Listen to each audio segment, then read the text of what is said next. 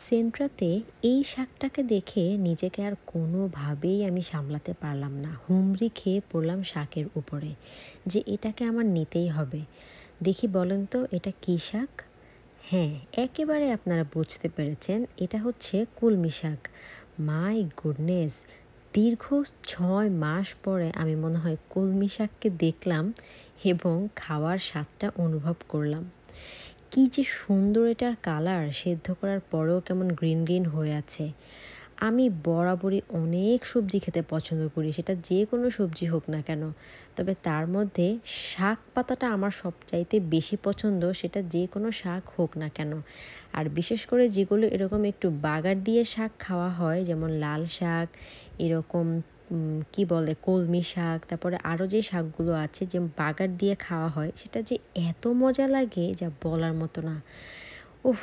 এটাকে দেখে আমার মনে হচ্ছিল এক মুহূর্তের জন্য আমি মনে হয় একদম বাংলাদেশে ফিরে গিয়েছি। রান্না করার পরেও এটার কালার কীরকম যে সুন্দর হয়ে আছে যেটা বলার মতো ছিল না। আমি রীতিমতো মানে আবেগে আপ্লুত যে আমি কলমি শাক আমি মানে খেতে পারবো, এটা মানে আমি ভাষায় প্রকাশ করতে পারতেছি না। তারপরেও আমাদের এখানে সেন্ট্রাতে টুকটাক শাক পাতা পাওয়া যায়, লাইক কলমি শাকটা যেমন আজকে পেয়েছি, এর আগে পুঁই শাক পেয়েছিলাম। তবে লাল শাকটা খুব একটা এখানে পাওয়া যায় না, লাল শাকটা আনতে হলে অনেক দূরে যেতে হয়।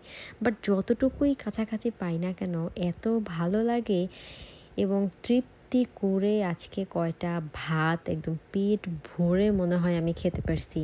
আলহামদুলিল্লাহ, আলহামদুলিল্লাহ, আল্লাহর নেয়ামত কত মজা।